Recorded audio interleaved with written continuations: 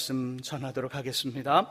하나님 아버지 감사합니다. 우리 시온 찬양대의 고백처럼 우리 안에 늘 주님 주시는 평안함으로 찬양과 고백과 영광을 돌리는 우리 되게 하여 주옵소서. 이 시간 주의 말씀을 듣고자 합니다. 하나님 우리에게 말씀하여 주시고 우리 가슴 깊은 곳에 새겨진 말씀 되어 그 말씀 우리 삶에 온전히 실천되어지고 적용되어지고 그대로 살아가는 역사 있게 하여 주옵소서. 예수 그리스도의 이름으로 기도합니다.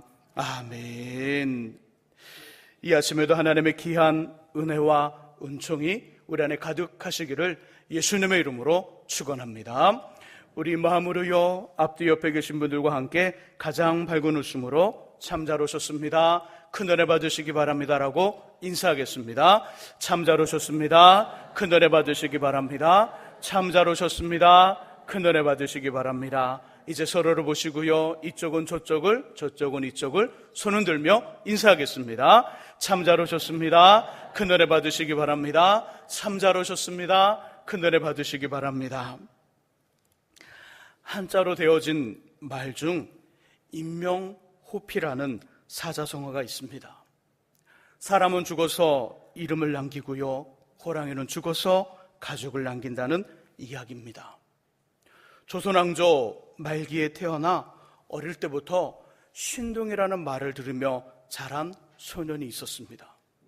이 소년이 장성하여 다른 사람들과는 다르게 일찍 세상을 향하여 눈을 뜬 사람이었지요. 그는 과거에 합격하기 전에 영어를 배워 미국이 우리나라와 가까이 지낼 때 친미파의 주동 인물이 되었습니다. 그 후 러시아의 목소리가 이 우리나라 주변을 통하여 이 목소리가 커지자 어느새 러시아를 구사하면서 친러파의 중심 인물이 되지요. 러시아와 일본의 전쟁이 또 일본의 전쟁에서 일본에 승리하자 이번에는 유창한 일호를 앞세워 친일파의 우두머리가 되었지요. 조금 후 이 사람은 조선의 국무총리가 되었고요, 우리나라가 일본에서는 넘어갈 때는 서슴없이 일본 사람이 되어 그 나라의 귀족으로 둔갑했습니다. 그리고 얼마 후 후작이라는 벼슬까지 얻었습니다. 이 사람의 이름은 이완용이지요. 이완용. 근데 신기한 것은 우리들 어느 누구도 그를 인생의 승리자 또는 존경받을 사람 또는 닮고 싶은 인물이라고 말하지 않는다는 것이지요. 어릴 때부터 그는 신동이었습니다. 태어날 때부터 마을 사람들은 신동이 태어났다는 이야기를 쫙 할 정도로 엄청난 천재였지요. 일어, 영어, 러시아어를 구사하면서 세계 흐름에 아주 빨라 그 흐름에 매우 익숙했던 사람, 왕 다음에 두 번째 힘을 가졌던 총리가 되어 날아가는 새도 떨어뜨릴 만큼의 큰 권력을 가졌으나 어느 누구도 그 사람을 인생의 승리자, 성공자, 존경받을 사람이라고 닮고 싶은 인물이라고 말하지 않는다는 것입니다. 임명호피. 호랑이는 죽어서 가족을 남기고 사람은 죽어서 이름을 남긴다. 그만큼 명예가 중요합니다. 명예가 중요하죠. 그래서 본문 1절에서는 많은 재물보다 명예를 택하라. 많은 재물과 명예가 있다면 어느 것에 손을 내밀어 그것을 가질 것인지 본문은 너무나도 정확하게 이야기합니다. 많은 재물이 아닌 명예를 택하라. 그래서 본문 1절에서는 그 말씀을 주시면서 4절에서는 다시 그 명예에 대해 주님이 직접 우리에게 약속을 해주고 계십니다. 우리 본문 4절의 말씀 같이 한번 읽어보죠. 본문 4절 말씀 읽습니다. 겸손과 여호와를 경외함의 보상은 재물과 영광과 생명이니라. 아멘. 또 시편 115편 11절에서는 여호와를 경외하는 삶은 다른 것이 아니라 여호와를 의지하는 것이라고 이야기합니다. 자신만을 의지하고 경외하는 사람들에게 하나님은 재물과 영광, 명예이지요. 명예와 생명을 주셔서 성공적이며 후회하지 않는 완전한 인생이 되게 하시겠다는 약속입니다. 주님으로 비롯된 성공적이며 완전하며 후회할 것이 없는 삶이 되시기를 예수님의 이름으로 축복합니다. 지난 주일에는요, 본문을 중심으로 하나님을 경외함으로 주어지는 보상 중 영광, 명예에 대한 말씀을 나눴습니다. 두 가지를 나눴죠. 기억을 조금 되살려서, 명예에 대해 주님은 자신을 경외하는 사람들에게 인생의 영광, 삶의 명예에 대한 꿈과 비전을 주신다고 말씀드렸습니다. 하나님 우리에게, 하나님을 자신을 경외하는 사람, 하나님을 경외하는 사람들에게 하나님은 인생의 영광과 삶의 명예에 대한 꿈과 비전을 주신다는 것이지요. 가슴이 뛰고요, 잊혀져 있는 상상, 잊을 수 없는 상상, 포기할 수 없는 소망과 희망과 기도 제목을 주십니다. 그리고 하나님 그 꿈과 비전을 바로 이루시지 않고요, 삶의 명예를 얻은 후에도 겸손히 하나님만을 의지하며 살도록 혹독한 훈련과 연단을 허락하시지요. 동시에 주님은 힘든 연단의 시간과 과정에 함께 하셔서 그것을 견디고 이기게 하십니다. 하나님이 주시는 삶의 명예와 인생의 영광에 대한 꿈과 비전으로 가득하시기를 예수님의 이름으로 축원합니다. 오늘은요, 지난 주일의 다음 이야기입니다. 오늘 본문의 이야기 말씀 속에 삶의 영광, 명예에 대한 주님의 세 번째 말씀은 이것이지요. 자신을 경외하는 사람들을 훈련시켜서 인생의 영광과 삶의 명예를 잘 누리게 하실 뿐더러 그들이 죽은 후에도 영광과 명예를 지켜주신다는 겁니다. 꿈을 주십니다. 명예에 대한 꿈과 비전을 신게 하시지요. 그 꿈을 통하여 또 하나님께서 그 꿈을 이루시지요. 그 비전을 이루시고 명예를 얻게 하신 다음에 하나님은 다시 약속하시기를 자신을 경외하는 사람들의 그 비전, 그 명예를 끝까지 잘 유지하게 하실 뿐더러 죽어서도 그 명예를 지켜주신다는 것입니다. 우리 잠언 31장 3절과 4절의 말씀을 함께 찾아보겠습니다. 잠언 31장 3절과 4절 말씀, 구약성경 946쪽에 있습니다. 우리 성경을 찾으신 분들은 찾으시고요, 찾기가 어려우신 분들은 화면을 보시면 나옵니다. 잠언 30장 3절과 4절은요, 왕이 된 자신의 아들에게 어머니가 금하고 있는 내용입니다. 무엇을 금해라, 하지 마라, 조심하라. 세 가지인데요, 함께 읽으면서 찾아보시죠. 31장 3절과 4절 말씀 읽습니다. 내 힘을 여자들에게 쓰지 말며 왕들을 멸망시키는 일을 행하지 말지어다. 누무해라, 포도주를 마시는 것이 왕들에게 마땅하지 아니하고 왕들에게 마땅하지 아니하며 독주를 찾는 것이 주권자들에게 마땅하지 않도다. 아멘. 누무엘이라는 왕이 등장합니다. 아들이지요. 이 31편 3절과 4절을 쓰고 있는 어머니가 등장하고요, 그 어머니의 아들 누무엘이 등장하는데 이는 왕입니다. 주권자지요. 인생의 영광, 삶의 명예를 얻은 사람입니다. 힘을 가진 사람이지요. 이 사람을 향하여 어머니의 강력하고도 간곡한 권고, 부탁 세 가지가 나옵니다. 뭘까요? 찾으셨죠? 자, 첫 번째 뭐죠? 그죠? 왕이 된 힘으로 너에게 주어진 명예와 영광과 힘을 가지고 내 곁에 여자들을 많이 두지 말라는 것입니다. 내 곁에 많은 여자를 두지 말라. 첫 번째죠. 두 번째는요,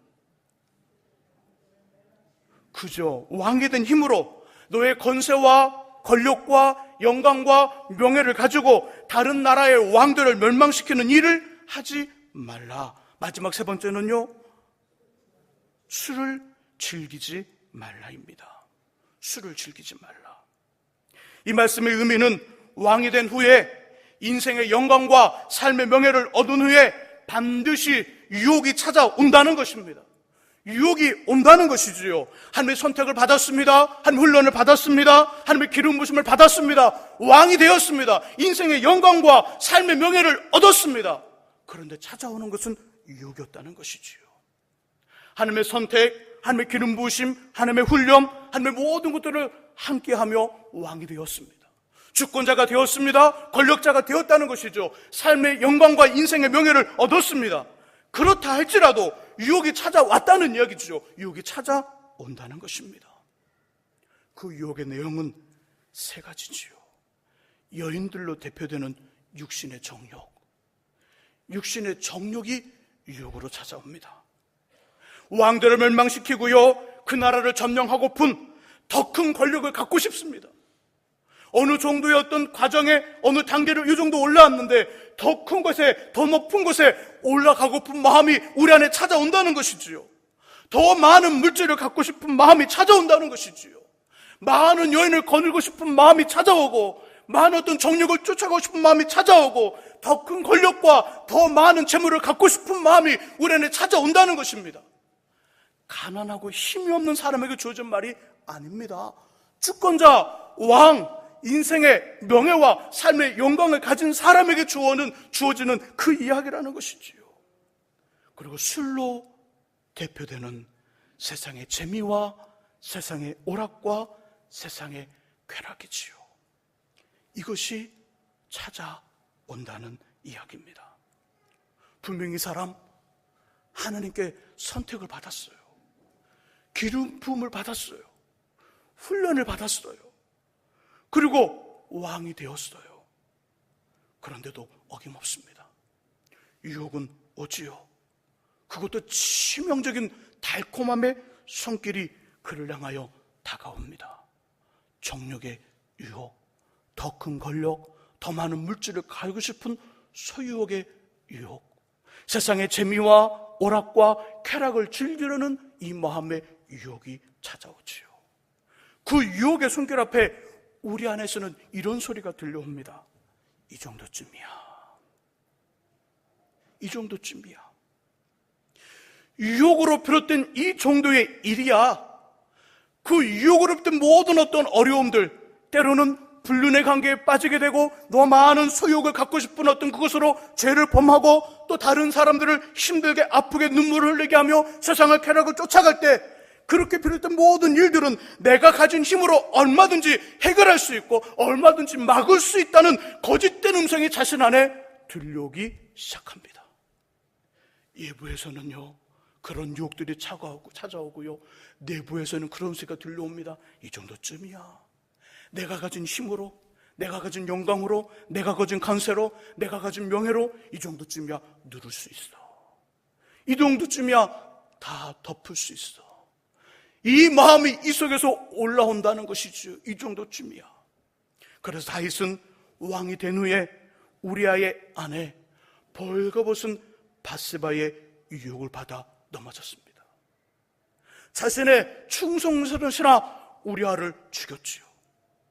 다윗은요, 자신의 힘과 권력, 왕이 된 후에 자신의 힘과 권력을 측정하고픈 유혹을 받아 하나님이 싫어하시는 인구조사를 합니다.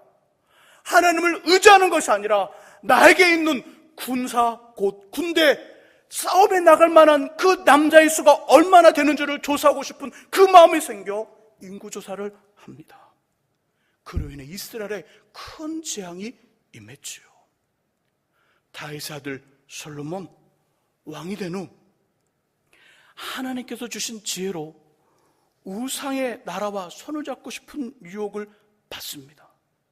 많은 여인을 자신의 곁에 두고 싶은, 많은 여인을 취하고 싶은 유혹을 받았습니다. 결국 솔로몬은 여인들에 의하여 하나님을 잊어버리고 우상을 섬기는 변질된 왕으로 우리에게 기억되었습니다. 이처럼에는 선택을 받고요, 주님의 기름 부으심을 받았으며 한 훈련을 통하여 왕이 된 후에도 유혹이 찾아오는 것처럼 하나님을 경외하며 하나님을 의지함으로 하나님께서 허락하여 주신 인생의 영광과 삶의 명예를 받은 후에도 유혹은 반드시 찾아옵니다. 하나님 주신 삶의 명광과 인생의 명예에 대한 꿈을 가지고 어느 때 한 훈련을 다 받았습니다. 그리고 그 영광과 명예를 갖게 되었지요. 끝이 아닙니다. 이제 시작이에요. 전에는요, 단수가 낮은 유혹이 찾아왔는데 이제는 단수가 높은 유혹이 찾아올 것입니다. 아주 정교하고 아주 교묘하게 유혹이 찾아온다는 것이지요. 이제 우리에게 힘이 있는 것 같아요. 우리 마음도 그 어떤 힘에 젖어 어느덧 그 유혹 앞에 마음을 내놓습니다. 예전에는 그 유혹이 찾아올 때 딱 가슴을 닫고 아니라고 말을 했는데, 이제는 그 명예와 영광을 취한 후에는 유혹이 찾아올 때 우리 마음이 이야기합니다. 이 정도쯤이야. 이 정도쯤이야. 내가 가진 힘으로, 영광으로, 권세로 이런 일 정도야 내가 다 덮을 수 있어. 내가 다 숨길 수 있어. 그런 마음이 우리 속에서 찾아오고 일어난다는 것이지요. 인생의 영광과 삶의 명예를 얻은 후에도 유혹은 반드시 찾아온다는 것을 꼭 기억하시기를 주님의 이름으로 부탁드립니다. 그래서 하나님께서는 모세를 통하여 왕이 된 후에 하나님께서 주시는 꿈, 인생의 영광과 삶의 명예를 취한 후에 행해야 될, 잊지 말고 행해야 될 것을 말씀하시지요. 이렇게 해라. 신명기 17장 18절과 19절, 20절에 나와 있습니다. 제가 그 부분을 읽어보겠습니다. 잘 들어보시기 바랍니다. 그가 왕위에 오르거든 이 율법서의 등사본을 네 이스라엘 제사장 앞에서 책에 기록하여 평생에 자기 옆에 두고 읽어 그의 하나님 여호와 경외하기를 배우며 율법의 모든 말과 이 규례를 지켜 행할 것이라. 그리하면 그의 모함이 그의 형제에 의해 교만하지 아니하고 이 명령에서 떠나 자로나 우러나 치우치지 아니하리니 이스라엘 중에서 그와 그의 자손이 왕위에 있는 날이 장구하리라. 이스라엘 중에서 그와 왕이 된 사람을 말하는 것이죠. 그와 그의 자손이 왕위에 있는 날이 장구하리라. 삶의 명예를 얻었습니다. 인생 영광을 얻었습니다. 그 영광과 명예가 내게 계속적으로 유지되며 우리 자손에게 그것이 유지될 방법을 신명기 17장 88절과 19절과 20절에서 너무나도 정확하게 이야기하고 있다는 것이죠. 왕이 된 후에 하나님의 꿈과 비전을 받고 인생의 영광과 삶의 명예를 취한 후에 우리가 해야 할 일은 주님의 말씀을 옆에 두는 것입니다. 하나님의 말씀을 옆에 둔다, 가까이 둔다는 것이지요. 멀리 떨어뜨리는 것이 아니라 가까이 둔다는 거예요. 손을 뻗치면 잡을 수 있는 곳에 둔다는 것이죠. 가장 가까이 옆에 두고 읽는 겁니다. 성경을 읽는 거예요. 읽고 그대로 살아가는 것이지요. 그러면 성경을 옆에 두고 읽고 그대로 살아갈 때 하나님 놀랍도록 여호와 경외하기를 가르쳐 주시리라. 어떤 것이 여호와를 경외하는 것인지 알려준다는 것이지요. 곧 왕이 된 후에도 인생의 영광과 삶의 명예를 취한 후에도 하나님만을 의지하며 하나님의 말씀에 철저히 순종하며 사는 것이지요. 이것이 여호와를 경외하는 것 아닌가요? 여호와를 경외하는 사람, 여호와를 의지하는 사람이라. 하나님 말씀을 곁에 두고요, 가까이 하여 읽습니다. 여러분, 하나님 말씀을 하루에 몇 장씩 읽겠다는 그런 결단하셔야 됩니다. 결단하셔야 돼요. 아무리 바빠도 아무리 힘이 들어도 말씀을 하루에 몇 장씩 읽겠다는 그 마음 결정하셔야 돼요. 구약 몇 장, 신약 몇 장 읽겠다는 마음 가지셔야 돼요. 어떻게 우리가 예수를 믿는데 나중에 하나님 앞에 설 텐데, 하나님 앞에 섰을 때 하나님 우리가 하신 말씀 한 번도 다 읽어보지 않고 어떻게 하나님 앞에 설 수 있겠어요? 하나님, 제가 저를 사랑하신다는 말씀 들었습니다. 예수 믿으면 구원받는다는 말씀 들었습니다. 교회 갔더니 목사님이 그러시더라고요. 성경에 있는 말인데 어디에 있는지도 성경 말씀 한 번도 읽어보지도 않고 하나님 앞에 딱 서서 이제는 구원받은 사람처럼 서 있죠. 근데 주님 말씀하시는 거죠. 너 성경책 한 번도 읽어봤니? 내가 너에게 보낸 사랑의 편지 읽어봤니? 여쭈실 때 아니, 한 번도 안 읽었는데요.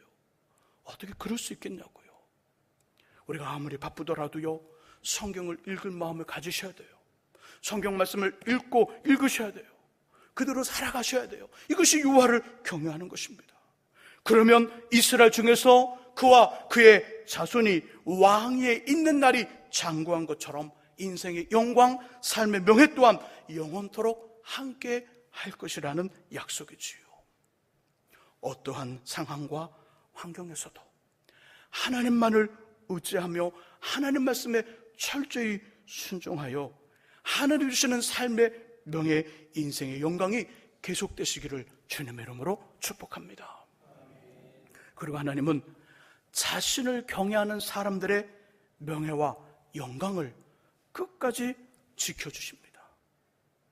세 번째 이야기 그것이죠. 하나님을 경외함으로 하나님 우리에게 인생의 영광과 삶의 명예에 대한 꿈과 비전을 주십니다. 훈련을 통하여 이것을 이루게 하시지요. 여전히 여호와를 경외하면 그 명예를 누리게 하십니다. 과정의 유혹도 있을 수 있어요. 넘어질 수도 있어요. 회복하여 다시 그를 명예를 누리게 하시지요. 그리고 죽음 이후에도 그 명예를 지켜주신다는 것입니다. 열왕기하 13장에는요 기가 막힌 사건이 하나 등장합니다. 하나님의 선지자 엘리사가 죽은 후에 무덤에 장사가 됩니다. 시간이 지나 살이 다 썩고 흙으로 갔고요, 이제는 그 엘리사의 무덤에 뼈들만이 남아 있습니다. 뼈들만이 있었지요. 그런데 모압의 도적대들이 그 땅에 쳐들어오므로 죽은 사람을 장사하려던 사람들이 깜짝 놀랍니다. 도적들을 보고 깜짝 놀라 그 시체를요, 그 장사된 시체를 엘리사의 무덤에 던져놓고 도망을 칩니다. 그런데 그 죽은 시체가 엘리사의 뼈에 닿자 살이 다 썩어버리고 뼈만 남은 그 엘리사의 뼈에 닿는 순간에 죽은 시체가 일어나 걷습니다. 일어나 걸어요. 죽어서 장사를 지내려고 이제는 무덤에 넣으려고 그 죽은 시체를 끌고 들고 나오는데 도둑들이 앞에서 막 달려오니까 겁이 나 그 시체를 그냥 던졌는데 엘리사의 무덤에 들어간 것이지요. 그리고 엘리사의 뼈, 이제는 해골밖에 없는 엘리사의 뼈에 닿는 순간 죽은 시체가 살아납니다. 그리고 움직이기 시작했습니다.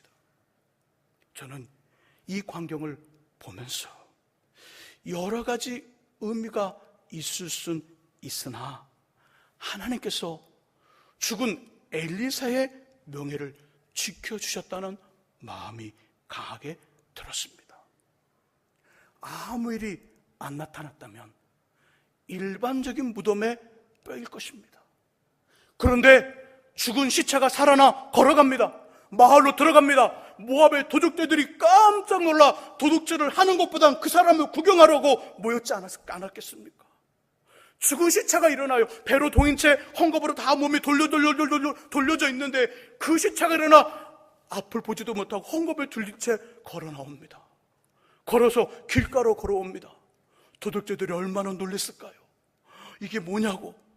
그럼 자신의 나라로 가게 되고 그 시신, 죽었던 시체가 일어나 마을에 들어간다면 사람들은 뭐라고 그럴까요? 어떻게 살아났어? 물어보지 않을까요? 너에게 무슨 일이 난 거야? 어떻게 된 거야? 이야기하지 않을까요? 그때 이 시체, 죽었지만 다시 살아나는 시체 뭐라고 그럴까요? 나도 잘 몰라. 나도 어느 순간에 살아났는데 어느 뼈 옆에 있더라. 그게 무슨 뼈인데? 엘리사의 뼈야.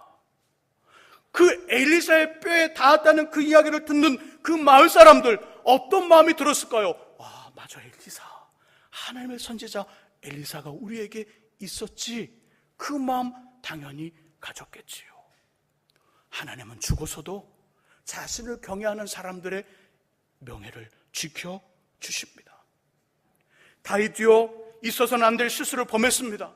다윗은 왕으로서 있어서는 안 될 큰 실수를 범했지만 철저하게 회개하고요, 평생을 하나님만을 의지하며 말씀을 순종하며 살았습니다. 죄를 범했지만 여호와를 경외하는 삶을 포기하지 않았다는 것이지요. 여전히 하나님을 경외했던 다윗. 이런 다윗 죽은 후에 하나님께서는 이스라엘이 남쪽과 북쪽으로 나뉘어졌을 때 다윗이 속해 있었던 유다 족속을 통하여, 다윗이 속한 유다 족속을 통하여 예수 그리스도를 태어나게 하심으로 이스라엘의 정통성을 유지하게 하시며 죽은 다윗의 명예를 지켜주십니다. 우리 족보 이야기를 보면요, 마태복음 1장에 보면 예수님의 족보가 등장합니다. 마태복음 1장 1절에 뭐라고 성경은 기록되어 있을까요? 아브라함과 다윗의 자손 예수 그리스도의 세계라. 예수 그리스도를 아브라함의 자손이라고 말하지 아니하고요, 다윗의 자손이라고 말합니다. 성경 어디를 펼치더라도 예수 그리스도는 다윗의 후손이라고 말합니다. 바로 죽어서도 하나님은 다윗의 명예를 지켜주시지요.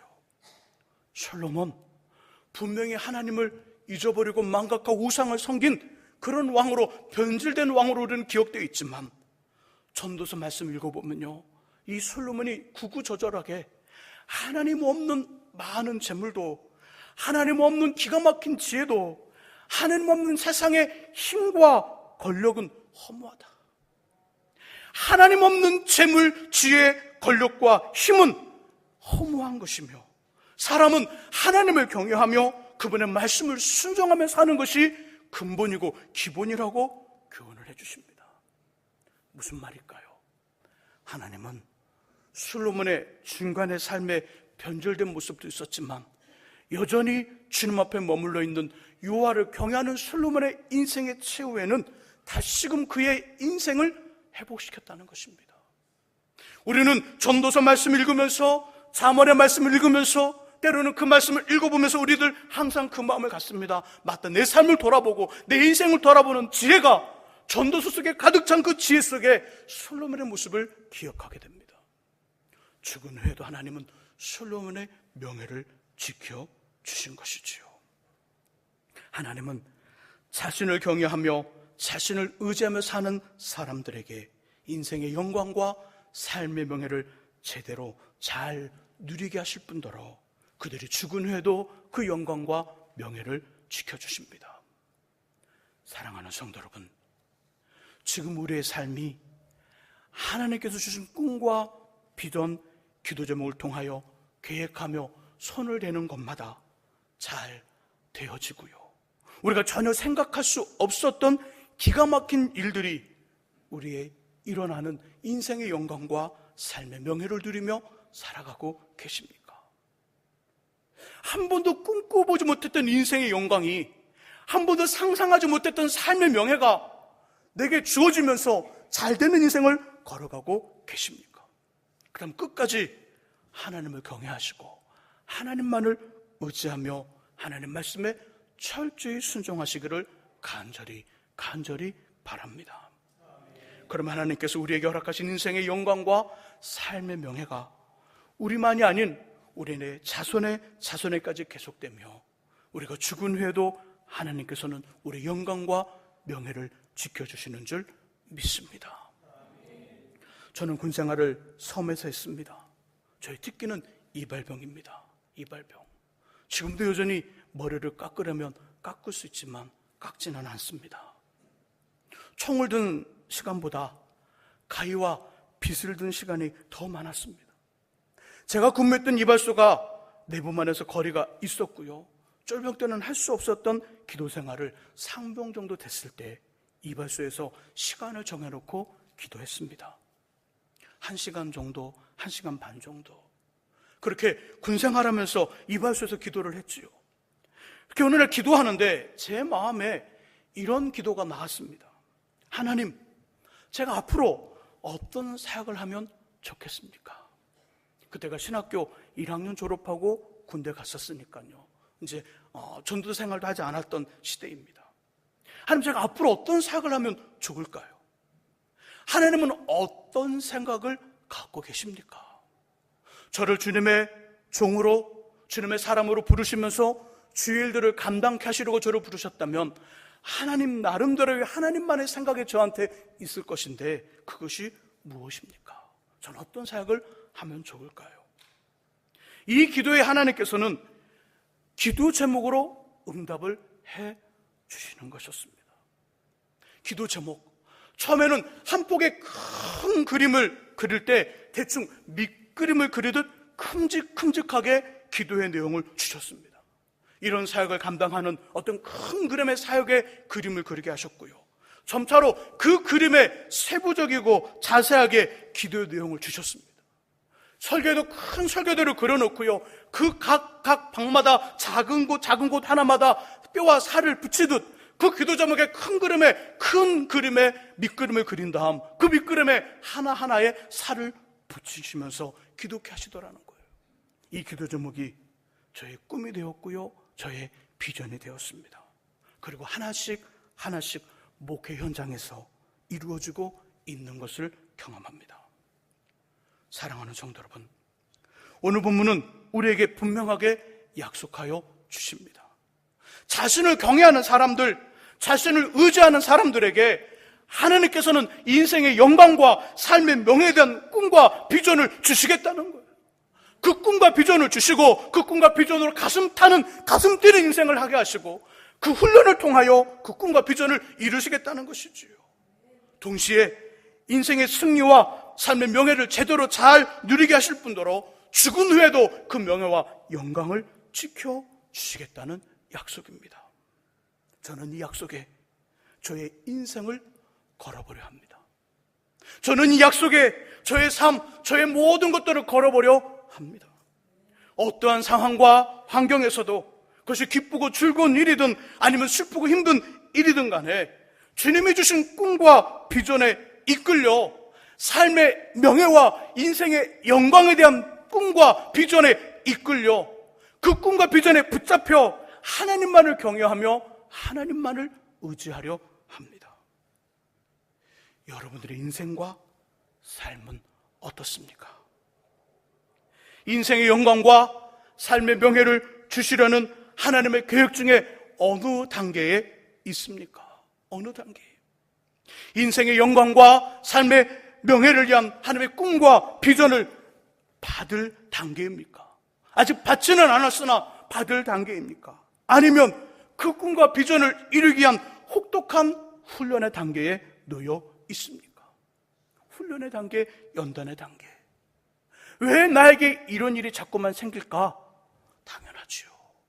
내게는 이런 큰 꿈, 인생의 영예와 삶의 명광에 대한 큰 꿈이 있는데 이 꿈이 크면 클수록, 이 꿈이 크면 클수록 나에게 찾아오는 하나님의 훈련과 연단도 더 깊어지고요, 더 심각해지고요, 더 혹독해지는 거예요. 요즘 인도네시아 자카르타에서요, 아시안 게임이 진행 중에 있습니다. 한 이틀 전인가요? 3일 전인가요? 이제 만 16살 되는 조그만 여자아이가 체조 경기, 이게 도망가요? 거기서 금메달을 땄습니다. 16살짜리. 와, 대단하지요? 16이면 우리 중3이에요, 중3.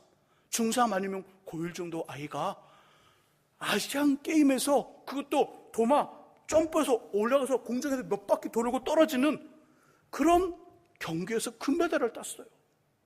근데 알아보니까 그 여자의 아빠가 이 홍철이라고 우리나라 도마의 아주 굉장한 선수였죠. 이 사람의 둘째 딸이더라고요. 저는 그걸 보면서 그 아버지의 그 딸인가? 그 마음을 가졌어요. 근데 더 큰 게 있지요. 그 아버지의 그 딸이라 할지라도 그 딸이 아버지만 믿고 훈련, 연습하지 않았다면 우리나라의 국가대표도 되지 못했을 뿐더러 그 아시안 게임 나가서도 금메달 따지 못했을 거예요. 아버지의 피를 받아 아버지의 유전으로 천재적인 어떤 재능을 가지고 태어났다 할지라도 그가 훈련과 연습과 고된 어떤 그런 자신만의 어떤 고독한 훈련을 하지 않았다면 절대 그 경기에서 금메달 따지 못한다는 것이지요. 우리 인생의 영광과 삶의 명예가 금메달의 수준입니까? 그럼 금메달 받은 만큼 하나님의 혹독한 훈련을 받으셔야 되는 거예요. 지금 그 단계에 놓여 있습니까? 아니면 훈련의 단계를 통과하여 하나님이 주시는 인생의 영광과 삶의 명예를 누리는 단계인가요? 어느 단계에 놓여 있든 하나님을 경외하시기를 간절히 소망합니다. 어느 단계에 놓여 있든 하나님만을 의지하시기를 간절히 바랍니다. 그럼 분명히 하나님이 우리에게 주신 인생의 영광과 삶의 명예가 이루어질 뿐더러 그것을 잘 유지하여 누리게 하시고 죽어서도 그 명예와 영광을 지켜주시는 은혜가 있을 줄 믿습니다. 기도하겠습니다. 하나님 아버지, 하나님은 자신을 경외하는 사람들, 자신만을 의지하는 인생들에게 잊을 수 없는 삶의 영광과 인생의 명예에 대한 꿈을 허락하시고 혹독한 훈련을 통하여 그 꿈을 이루게 하시고 그리고 하나님을 여전히 경외하는 인생들에게 그 삶의 명예를 잘 또 유지하여 누리게 하실 뿐더러 죽어서도 그 명예를 지켜주신다고 약속하고 있습니다. 우리 상황이 지금 어떠하든 우리가 어느 상황에 놓여 있든 간에 하나님만을 경외하며 하나님만을 의지하고 하나님 말씀 앞에 머물고 옆에 두고 성경 말씀을 옆에 두고 읽으며 그대로 살아가는 우리 되어 하나님의 놀라운 약속들 경험하며 살아가는 우리가 되게 하여 주옵소서. 예수 그리스도의 이름으로 기도합니다. 아멘. 우리 함께 찬송합니다. 찬송가